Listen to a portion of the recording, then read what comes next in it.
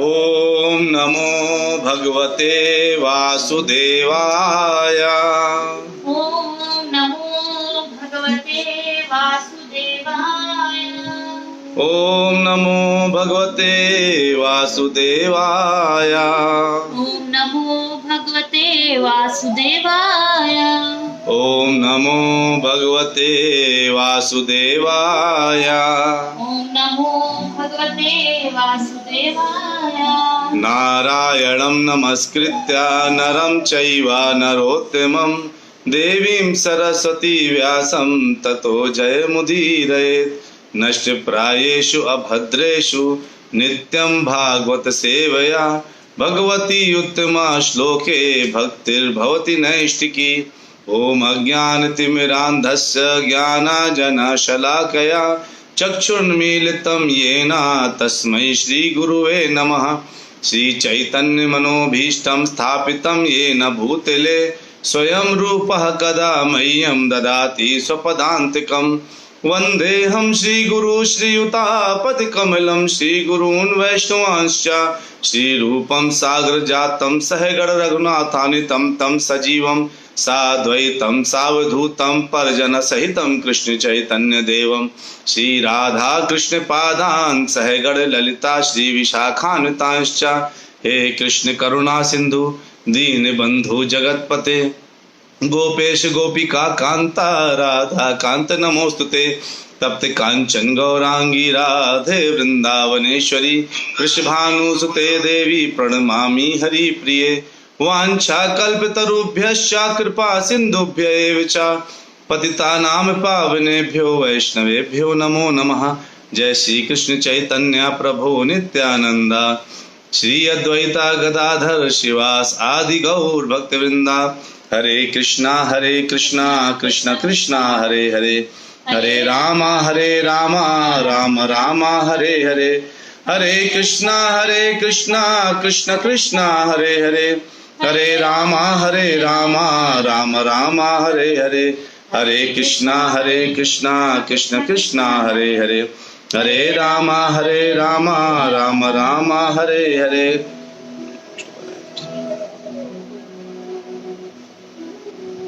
हरे कृष्णा। आप सभी बहुत प्यारे प्यारे भक्तों का नित्य भागवत कथा में बहुत बहुत स्वागत है। आप लोग बिल्कुल समय से ज्वाइन करते हैं, मुझे इस बात का बहुत आनंद आता है। आज बहुत विशेष विषय में चर्चा करेंगे हम लोग। विशेष विषय क्या है चर्चा वाला कि सनातन धर्म क्या है और ये आखिरकार कहाँ से आया है।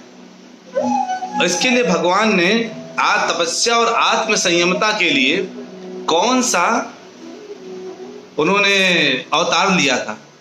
और साथ में क्या करेंगे, साथ में जानेंगे कि जय विजय के साथ जो जब उनको श्रापित हुए जय विजय, तो किसने श्राप दिया, क्यों श्राप मिला, और फिर उनके जो 3 जन्म हुए, हिरण्यकश्यप, हिरण्याक्ष, देन रावण, देन ऐसे आगे जो तीन युगों में जो 3 जन्म लिए, वो जो है तीनों हम लोग सुनेंगे। तो ये बहुत महत्वपूर्ण विषय रहेगा आज का, बिल्कुल ध्यान से सुनते रहेंगे। तो भागवतम का 2.7.6 श्लोक क्या है। 2.7.6 धर्मस्य दक्षदुहितर्यजनिष्ठ मूर्त्यां नारायणो नर इति स्वतपः प्रभावः दृष्ट्वात्मनो भगवतो नियमावलोपं देव्यस्त्वनंग प्रतनाघटितुं न शेकुः। कहते हैं फिर भगवान ने क्या किया, भगवान ने कैसा जन्म लिया।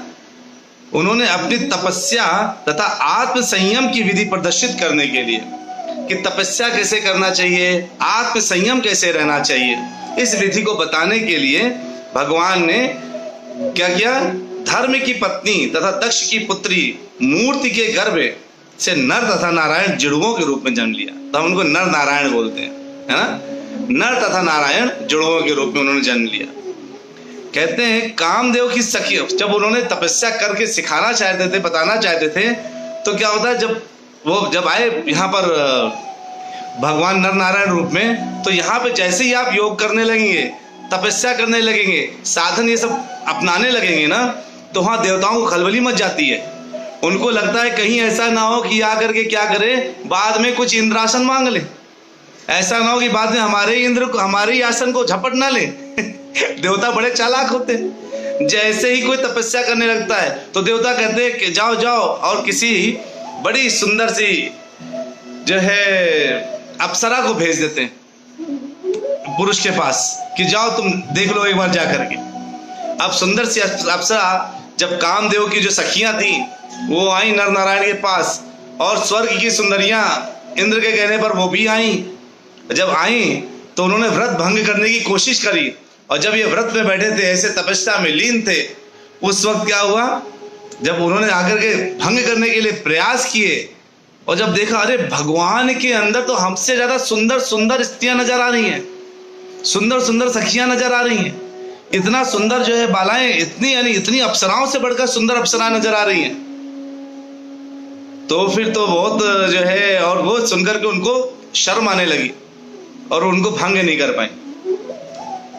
तो नर नारायण रूप में जब भगवान आए थे तो उन्होंने आ करके विशेषता इसी विषय पे कार्य किया कि हमें कैसे तपस्या करना चाहिए, कैसे आत्म संयम रहना चाहिए। आत्म संयमित, अगर आत्म संयमित जीवन है तब कुछ भी प्राप्त कर सकते हैं। इसीलिए कई बार क्या होता है कि व्यक्ति जब तपस्या में लगता है तो पहले क्या होता था, इसे कहते हैं सनातन धर्म। सनातन धर्म के 4 विशिष्ट भाग थे, जिसको वर्णाश्रम धर्म भी बोलते, पद्धति बोलते हैं, वर्णाश्रम पद्धति, ब्रह्मचर्य, गृहस्थ, वानप्रस्थ और सन्यास। तो ब्रह्मचर्य पहले 25 साल, 5 साल से लेकर के जो है 25 साल तक जो व्यक्ति होता था वो अपने गुरु आश्रय में रहता था, गुरु आश्रम में, और वहां रह करके वो 25 साल तक लगातार ज्ञान प्राप्त करता था कि कैसे तपस्या करें, कैसे आत्म संयमी बने। तो उसके बाद जो व्यक्ति चाहता था मैं तो नैष्ठिक ब्रह्मचारी रहूंगा, अगर कुछ नैष्ठिक ब्रह्मचारिता पालन करते थे, यानी 25 साल के बाद वो नहीं जाना चाहते थे माया के जाल में, वो नहीं भागना चाहते थे, तो नैष्ठिक ब्रह्मचारी एक्सेप्ट करते थे, और वो उस समय केवल भगवान के द्वारा अपना आत्म साक्षात्कार करते थे, भगवान की भक्ति के द्वारा। लेकिन गुरु जो होता है वो डिसाइड करता था कि अच्छा तुम बन सकते हो ब्रह्मचारी कि नहीं, क्योंकि गुरु को सब कुछ पता होता था। तो गुरु फिर कुछ लोगों को, जो लोग नैष्ठिक ब्रह्मचारिता पालन करना चाहते थे उनको कहते थे तुम अच्छा ब्रह्मचारी रहो। जो लोग गृहस्थ करना चाहते थे उनको 25 साल से लेकर के 50 साल यानी 25 साल के लिए छूट मिलती थी कि तुम जो है,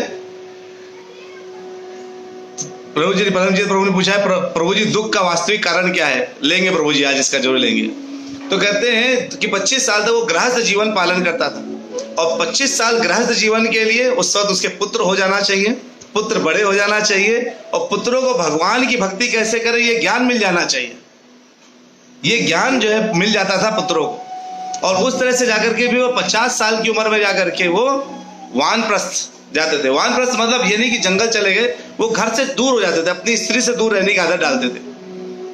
और होता ये भी था कि कभी वो खुद बना के खा लेते थे, कभी आ जाए तो ऐसा होता था। और फिर उसके तत्पश्चात वो लोग सन्यास के लिए, ये है एक्चुअली 4 तो सन्यास प्राप्त करते थे। तो अब हमारा कैसा जीवन जाता है, यानी 25 साल, फिर 25 साल ब्रह्मचर्य, गृहस्थ, वानप्रस्थ, सन्यास, ऐसा जो है वर्णाश्रम धर्म है। लेकिन कई बार अब हमारा जीवन भी इतना बड़ा नहीं है, तो अब कहते हैं हम लोग क्या करें, ऐसा क्या हो जिससे हम धर्म भी पालन कर सकें, और पालन करने के तत्पश्चात हम इसको पालन कर भी सकें और आराम से पालन कर सकें, है ना, यानी पालन भी करना और आराम से पालन करना है। कैसे रहे कि हमारा जीवन आगे बिल्कुल बिना कष्टों के जाए। तो प्रभु जी ने दुख का मेन कारण क्या है, अभी पूछा है परमजीत प्रभु जी ने क्वेश्चन पूछा, दुख का मुख्य कारण क्या है। दुख का मुख्य कारण यही है प्रभु जी कि हम यही नहीं जानते कि हमारे जीवन का लक्ष्य क्या है। क्या हमारे जीवन का लक्ष्य सुबह उठना, पहले सुबह उठना, नाश्ता करना, ऑफिस जाना, खाना खाना, ऑफिस में दिन भर रहना, शाम को आना, डिनर करना, सो जाना और बच्चे पैदा करना, और पूरे टाइम यही डरते रहना कि कहीं नौकरी ना चली जाए, कहीं लॉकडाउन ना लग जाए, कहीं बीमारी ना आ जाए, है ना। आहार, निद्रा, भय, मैथुन, क्या यही जीवन के 4 लक्ष्य हैं। अगर ये 4 लक्ष्य लेकर के मैं चल रहा हूं तो यही जीवन के मुख्य कारण है। हमारे जीवन के मुख्य कारण इनसे, और हमारा जीवन का उद्देश्य अलग है। लेकिन हमारा उद्देश्य हमें अलग दिखाई देता है। मैं कौन हूं ये जानना हमारे जीवन का उद्देश्य है। मेरा जन्म क्यों हुआ है? अरे मैं कुत्ता बिल्ली बन के भी पैदा हो सकता था ना, मुझे इंसान बन के ही मैं क्यों पैदा हुआ हूं? मैं स्त्री या पुरुष के रूप में ही क्यों जन्म लिया? कोई से बहुत मुख्य कारण है। उस मुख्य कारण को ना समझना और केवल आहार निद्रा भय मैथुन में पूरा जीवन बिता देना, यही दुख का मेन कारण है। तो सुख कहां से मिलेगा? हम सुख की तलाश में हमने सोचा एसी लगा लेंगे घर में तो सुख मिल जाएगा। एसी लगाया, पता चला धूप से आया, एसी में बैठ के ठंडा हो गया, जुकाम हो गया। फ्रिज ले लिया कि ठंडा पानी पिएंगे तो सुख मिलेगा, ठंडा पानी पी लिया तो जुकाम हो गया, दुख हो गया। तो दुख का कारण वो सुख बन गया। खाना बहुत अच्छा लग गया, गुलाब जामुन बहुत अच्छा लग गया, खा गए और ज्यादा खा गए, पेट खराब हो गया। यानी वो जो चीज अच्छी लग रही थी, सुख का कारण लग रहा था, वो अब दुख का कारण हो गया। तो ये सब सुख के कारण दुख का कारण होता जाता है, क्योंकि ये असली सुख का कारण है ही नहीं ना। अगली सुख, असली जो सुख है वो कहां पर है? असली सुख है केवल भगवान के साथ अपने संबंध को जानने में और ये समझने में, ये मेरा शरीर है, this is my body, this is my hand, then who am I, मैं कौन हूं? मैं ये पक्का मैं इस जगत का नहीं होऊंगा।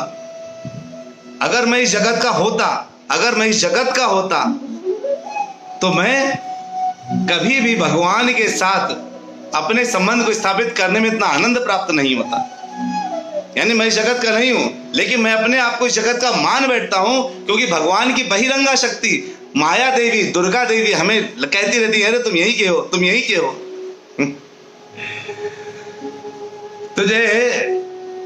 तो परमजीत प्रभु और पूछते हैं जीवन का लक्ष्य क्या है, ये भी बता दीजिए। तो जीवन का लक्ष्य क्यों? तो जीवन का लक्ष्य प्रभु जी भगवान के साथ अपने संबंध को स्थापित करना है। जीवन का लक्ष्य केवल एक ही है, मैं कौन हूं ये जानना है। और अगर हम ये जान गए कि मैं कौन हूं, तो मैं जीवन के पूरा परम लक्ष्य को, परम शांति और परम सुख को प्राप्त कर सकता हूं। कहते हैं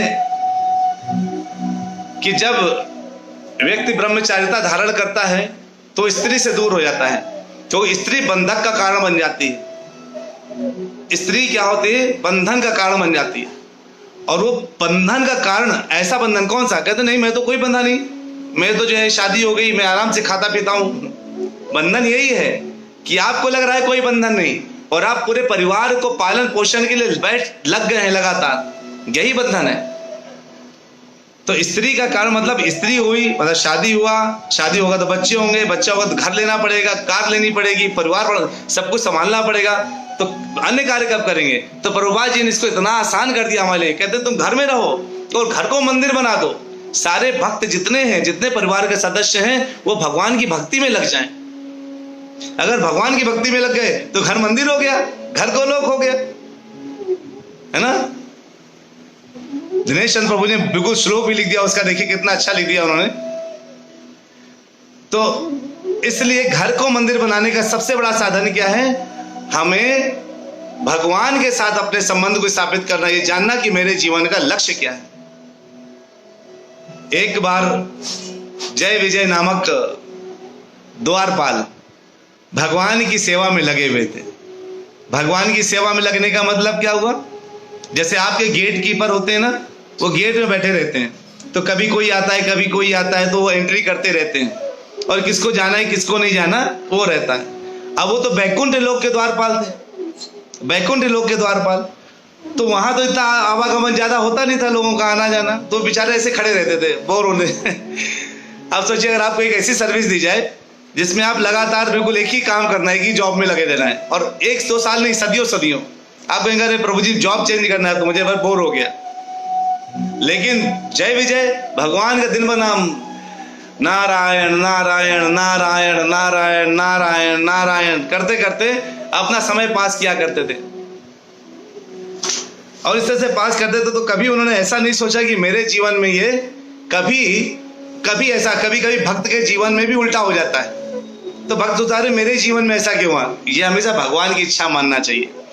वो जो जय विजय भगवान के दरबार में लगातार खड़े होकर के भगवान की गेट कीपर का काम कर रहे थे, द्वारपाल का काम कर रहे थे, एक दिन चतुष कुमार भगवान के दर्शन के लिए बैकुंठ में कैसे जाते हैं? द्वार तक पहुंच जाते हैं। सनत कुमार, सनंदन और सनातन ये 4 लोग पहुंच जाते हैं। जैसे ही जाना चाहते हैं द्वार पर, अरे भैया कहाँ जा रहे हो, रुको रुको, अंदर भगवान आराम से अपना काम कर रहे हैं, कहाँ जाना चाह रहे हैं। तो कहते हैं तुम मुझे रोक रहे हो, हमें कैसे तुम रोक सकते हो, हम तो भगवान के परम भक्त हैं, तुम हमें रोक रहे हो। कहते नहीं नहीं आप नहीं जा सकते अंदर, आपने कोई अपॉइंटमेंट लिया, आपने कुछ ऐसा बोला कि अंदर जाना है आपको। कहे नहीं नहीं हमने कोई अपॉइंटमेंट, हमें कोई अपॉइंटमेंट की जरूरत नहीं है। कहते ना कभी आप अपने घर में जाओ, अरे हमें अपने घर में घुसने के लिए अपॉइंटमेंट क्यों चाहिए भाई। लेकिन जय विजय उनको जाने नहीं दे रहे थे और इनको क्रोध आ गया। ये क्रोध बिल्कुल क्रोधित हो गया भयंकर। कहते तुम हमें जाने के लिए रोक रहे हो, भगवान से मिलने के लिए, भगवान विष्णु से मिलने के लिए हमें रोक रहे हो। हम तुम्हें श्राप देते हैं कि तुम आगे का पूरा जीवन अपना केवल राक्षसों के कुल में बिताओगे। ये सुनते ही इनके भय से कांप गए और भगवान को अंदर पता चल गया बाहर कुछ गड़बड़ हो रहा है। विष्णु जी चले आए, उनके पैरों में चरण में तुलसी माता पड़ी हुई है, तुलसी रखा हुआ है और लक्ष्मी बगल में है। लक्ष्मी को साथ में लेके क्यों आए? कई बार तो सोचिए झगड़ा होता है ना, जब कभी झगड़ा होता है पुरुष का, कोई अगर बाहर देने लगे और पत्नी अगर साथ में चली जाए तो झगड़ा शांत कराने के लिए थोड़ा काम आ जाती है, थोड़ा स्त्री का चेहरा देख के आदमी शांत हो जाता है। लेके गए तुलसी माता और विष्णु जी अंदर से आ रहे हैं, द्वार तक पहुंचे भी नहीं, लेकिन उसके पहले तुलसी की महक इन चारों कुमारों के नाक से अंदर गई। आह क्या सुगंध, मेरे भगवान आ रहे हैं क्या, आह क्या सुगंध। इनका गुस्सा पूरा शांत हो गया। मन शांत करना है तो भगवान के चरण कमल में पड़ी हुई तुलसी का सेवन करिए। मन शांत करना है तो भगवान के चरण में तुलसी चढ़ाइए और उसको सेवन करेंगे तो आपका मन शांत होगा, क्रोध शांत होगा। चतुष कुमार का क्रोध इमीडिएटली शांत हो गया। भगवान बाहर आए, अरे क्या हो गया क्या हो गया। द्वारपाल भी डर के ऐसे से कांप रहे थे, अरे हमको इन्होंने श्राप दे दिया, ब्राह्मणों ने श्राप दे दिया। भगवान ने बोला, विष्णु भगवान ने बोला, अरे ये तो मेरे द्वारपाल हैं, लेकिन इन्होंने ब्राह्मणों का अपनी मर्यादा नहीं रखी और ब्राह्मणों का अपमान कर दिया, इनको आने से रोक दिया। मेरे दरबार में कभी भी ब्राह्मण कभी भी आ सकता है। याद है ना कब जो है गए थे वो, बताइए कौन था जो गया था, भगवान ने उनके पैरों को अपने आंसुओं से धोला था, बताइए लिखिए। ऐसा कौन था जो है आया था भगवान के दरबार में और भगवान ने उनको अंदर लेके गए थे, नंगे पैर भागे थे और अपनी आंसुओं से उनके पैर धुले थे। किसको पता है? सुदामा। आ गया आंसर मिल गया, सुदामा है ना। सुदामा चरित्र सब जानते हैं। सुदामा वो थे जो है केवल उतना ही कमाते थे, उतना ही प्राप्त करते थे जितना उनको प्राप्त करने का मन, जितना उससे उनका काम चल जाए, उससे ज्यादा जरूरत नहीं थी उनको। भगवान उनको लेकर के भाग करके गए, अरे ब्राह्मण आया है, मेरा सुदामा आया है, ब्राह्मण भाग के लेके आए, अपनी आंखों के अश्रुओं से धुल करके उनका पूजन किया। ये है हमारे प्यारे भगवान। जब आए, अरे ब्राह्मण अपमान तुमने कर दिया, घुसने नहीं दिया, तो चतुष कुमार के सामने बोले भगवान की, इन्होंने अपमान किया, इसका मतलब मैंने आपका अपमान किया, आप मुझे माफ कर दीजिए। बताइए भगवान को क्या किसी से माफी मांगने की जरूरत है क्या? भगवान को किसी से माफी मांगना है क्या? भगवान इतने बड़े, अगर यहां पर कोई थोड़ा सा पैसे वाला बन जाए तो सीधा उसका सीना चौड़ा हो जाता है। अगर थोड़ा भी पैसे वाला बन गया, थोड़ा बड़ा सा सीना चौड़ा हो जाता है और वो ऐसे चलता है, हाँ मेरे पास तो बहुत पैसा है। इधर भगवान के पास, मैंने बताया था ना लास्ट क्लास में, भगवान के पास सब तरह का अनंत मात्रा में है, अनंत ज्ञान, अनंत लक्ष्मी, अनंत वैभव, अनंत अनंत अनंत और अनंत त्याग भी है। तभी आगे चतुष कुमार से माफी मांग रहे हैं भगवान। बताओ चतुष कुमार, अरे नहीं नहीं आप क्या कर रहे हैं, मैंने इनको श्राप दे दिया, हमसे गलती हुई है।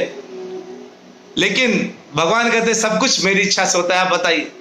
कि ठीक है, आगे केवल 3 जन्म तक ये राक्षस योनि भटकेंगे, उसके बाद ये वापस आपके द्वारा आएंगे। और साथ में ये भी है कि हर बार आप ही इनका उद्धार करने वाले। तो पहले जन्म में वो क्या बने? हिरण्यकश्यपु और हिरण्याक्ष, जिनके बारे में बता चुका हूं आपको। हिरण्यकश्यपु को किसने मारा था? नरसिंह भगवान, नहीं भगवान ही आए थे नरसिंह अवतार में मारने के लिए। अब क्या होता, भगवान का भी लीला देखिए क्या होता, सब उनकी आरती करते हैं, सब उनकी पूजा करते हैं, आरती करते हैं, कोई लड़ाई नहीं करता भगवान से। अरे भगवान को भी अपना टेस्ट चेंज करना होता है भाई, भगवान भी चाहते कभी टेस्ट चेंज हो मेरा, कभी कोई मुझसे लड़ाई भी तो करे, तू मैं तो करे, हमेशा केवल बस वही हे भगवान। अब सब लोग मेरी तारीफ ही करते रहते हैं, और छोटा मोटा आदमी तो मेरा कुछ कर नहीं पाएगा। कोई बड़ा हथियार होना चाहिए, तो अपने ही भक्त को राक्षस बना के भिजवा दिया, जब लड़ाई करेंगे तुमसे। अब हिरण्याक्ष और भगवान वराह के रूप में, यह सोचिए हिरण्याक्ष की वजह से भगवान वराह के रूप में आए, और हिरण्याकश्यप के रूप के लिए भगवान नरसिंह अवतार में आए, है ना। तो भगवान दोनों अवतार, 2 अवतार लिए दोनों के लिए। तो सबसे जबरदस्त बिल्कुल भयंकर पहलवानी वाला जो राक्षस पहला कुल हुआ था इनका, ये हिरण्याक्ष और हिरण्याकश्यप। जब ये दोनों बच्चे आए थे तो हर जगह कालीमा छाने लगी थी, आंधी तूफान आने लगा था, ज्वालामुखी फटने लगी थी जब हिरण्याकश्यप और हिरण्याक्ष जन्म लिए थे। तो और जब जो है इतना भयंकर कोलाहल मचने लगा था, उनके जन्म लेते ही बिल्कुल अपशगुन शुरू होने लगे थे। ये खतरनाक थे ये लोग, भगवान के आदमी है भाई, नॉर्मल लोग थोड़ी ना बने थे ये। भगवान स्वयं आके पहली बार मारे। दोबारा आइए रावण और कुंभकर्ण के रूप में। लक्ष्मण भी मार सकते थे, लक्ष्मण भी बड़े पहलवान थे, लेकिन बात क्या थी, भगवान ही उद्धार करने वाले हैं। तो भगवान उद्धार करने के लिए रामचंद्र के रूप में गए और रावण को उसको वहां पे रावण को मारा। तो लोग कहते हैं रावण को मृत्यु के बाद क्या मिला, मोक्ष मिला। अरे वो तो पहले से ही मोक्ष प्राप्त था, वो तो भगवान के वैकुंठ लोक का ही निवासी था, वो तो बिल्कुल वहीं का आदमी था। कह सकते हैं ना कि कभी हम जैसे अपने घर के निवासी हैं, कुछ देर के लिए बाहर चले गए, पापा वहां पे आए, पिटाई करके आ गए, इसका मतलब ये थोड़ी ना हो गया कि हम घर के नहीं रह गए, वो तो हमेशा घर के ही थे। तो इधर जो है रावण और कुंभकर्ण जब बिल्कुल भयंकर, तो सोचिए कितने पहलवान।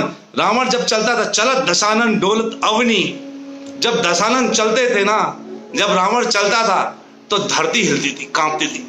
अब सोचिए रावण 6 फुट का नहीं होगा तब तो अगर वो 6 फुट का होता तो 6 फुट के आदमी के चलने से धरती कांपती क्या। कई बार एक भारी ट्रक बगल से निकल जाए तो कभी आपको लगता है रोड कांप गई, देखा होगा आपने, महसूस किया होगा। जब रावण चलता था तब पूरी धरती कांपती थी। उस रावण को सोचिए भगवान का ही दूत था, और कितने आगे मारा, रामचंद्र जी ने रावण और कुंभकर्ण को उस समय मारा। अब उनका बचा तीसरा। तो पहला था सतयुग में आए हिरण्याकश्यप और हिरण्याक्ष। अब अगले युग में, त्रेता युग में आए रावण और कुंभकर्ण। भगवान राम बन के आ गए। भगवान को भी अवतार लेने के लिए कोई बहाना चाहिए भाई रावण के लिए राम बन के आ गए। और इस तरह से फिर आया द्वापर युग। अब द्वापर युग में भगवान जब कृष्ण आए, पूरा एज इट इज स्वयं जब गोलोक में जैसे है ना, जब गोलोक से आना था तो राधा रानी कहती है हम तो गोलोक में हमारा पूरा सिस्टम बना हुआ है, देखो नीचे जाके पता नहीं क्या मिलेगा।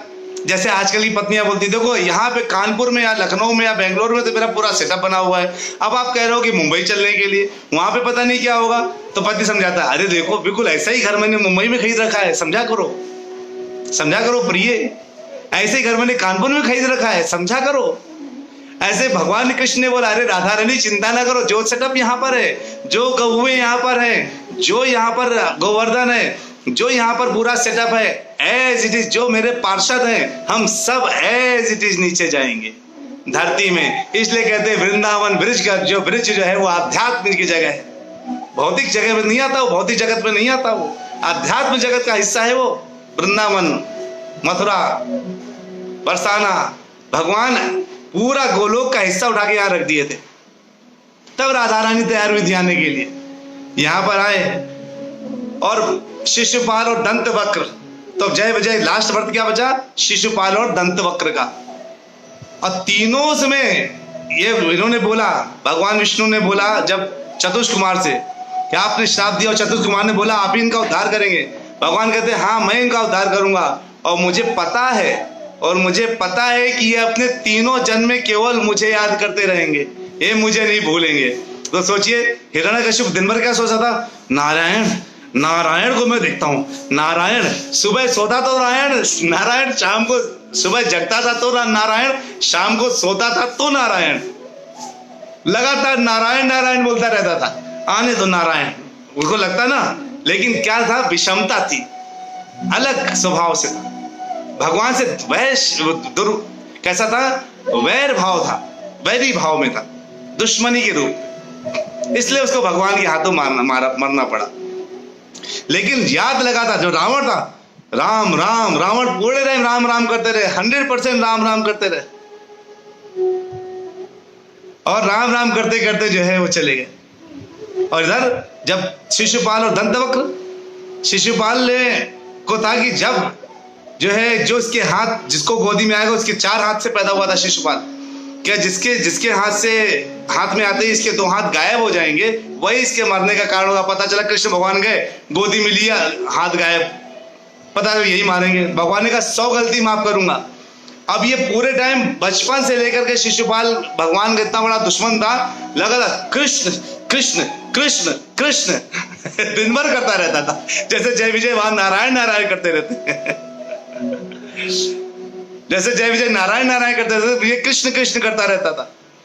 और अंत में जो है ये इसको भी शिशुपाल और दंतवक्र दोनों को किसने मारा, भगवान कृष्ण ने मारा।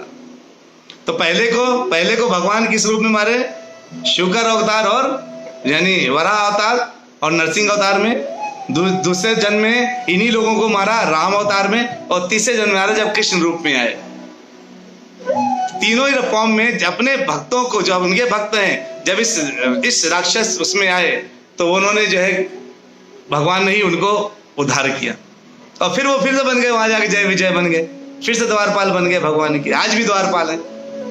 आनंद की कथा, कितना आनंद है भगवान के उसमें। भगवान अपने भक्तों के लिए बार बार आते हैं, बार बार आते हैं। भक्त बुला के तो देखे एक बार, भगत के वश में है भगवान, भगवान भक्त के वश में, भक्त वश्य कहलाते हैं, इसीलिए वो भक्त वश्य हैं। अरे आप हृदय से एक बार कृष्णा ऐसे बोल के तो देखिए, भगवान आंखों के सामने आएंगे आपके। कौन कहता है कि भगवान नहीं आते, कौन कहता है कि भगवान दर्शन नहीं देते? भगवान दर्शन देते हैं, लेकिन कब दर्शन देते हैं, जब आप दर्शनाभ्यासी होते हैं, उन पर डाउट नहीं करते, शक नहीं करते, उनको आपको पता होता है कि वो आएंगे।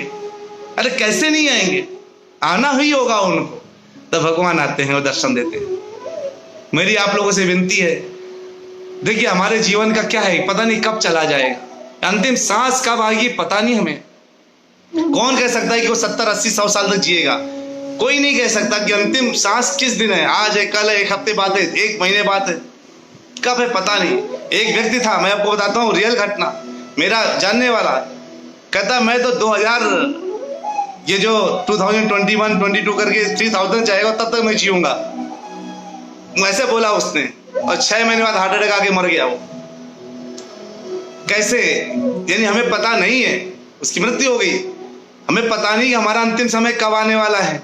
अपने समय को भगवान के लिए दीजिए, कुछ समय भगवान के लिए निकालिए।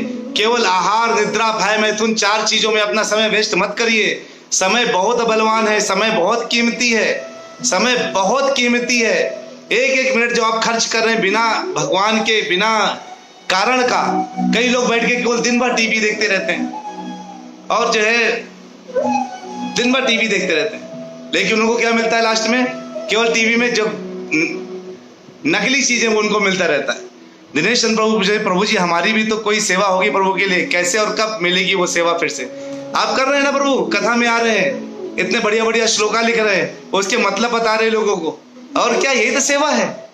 बहुत कलियुग में बहुत कुछ नहीं करना, हरे नाम हरे नाम हरे नाम है केवलम, कले नाचते करती रहना था। भगवान का नाम लीजिए और जाके देखो ताहे को कृष्ण उपदेश, राधा कृष्ण बोल बोल बोलो रे सबाई। अरे राधा कृष्ण बोल, सभी लोग बोलो, और सबसे बोलने के लिए बोलो, यही सेवा है। बहुत अच्छा लगा आप लोग इतना ध्यान से सुने। मेरे पास बहुत कम समय होता है, बात करने के लिए मुझे बहुत मन करता है आप लोगों से लेकिन डेली थोड़ा थोड़ा बात करते हैं ना। फिर से कुछ प्रश्न आएगा तो उसका उत्तर करेंगे, नहीं तो कल भागवतम का 1 श्लोक तो लेना ही है। मिलेंगे थोड़े से ब्रेक के बाद, कल सुबह फिर से 7:15 बजे, 7:15 से 7:30 हम लोग जपा करते हैं, याद है ना? 15 मिनट एक जपा, एक राउंड करते हैं। और उसके बाद क्या करते हैं? 9:30 से 10 बजे तक आधे घंटे की एक भागवतम कथा करते हैं। इसमें सत्य को जानते हैं, और इसको जानते जानते आपके अंदर सफाई, अंदर हृदय कब चेतो दर्पण मार्जन हो जाएगा पता भी नहीं चलेगा। इसलिए इसको जरूर ज्वाइन करते रहिए, फैलाते रहिए, लोगों को देते रहिए, शेयर करते रहिए, ताकि सबको ज्ञान मिले, सबको पता चले कि क्या करना है। यही सेवा है आपकी प्रभु दिनेश चंद्र प्रभु, और आप सभी की जितने लोग सुन रहे हैं सबकी यही सेवा है भगवान के लिए कि ऐसी बातों सबको फैलाइए, सबको दीजिए, ताकि सब सुने और आनंदित हो। जोरदार हरे कृष्ण महामंत्र के साथ एक बार अल्प विराम लेते हैं और मिलेंगे कल फिर से ब्रेक के बाद। हरे कृष्णा कृष्णा कृष्णा हरे हरे, हरे रामा राम राम हरे हरे।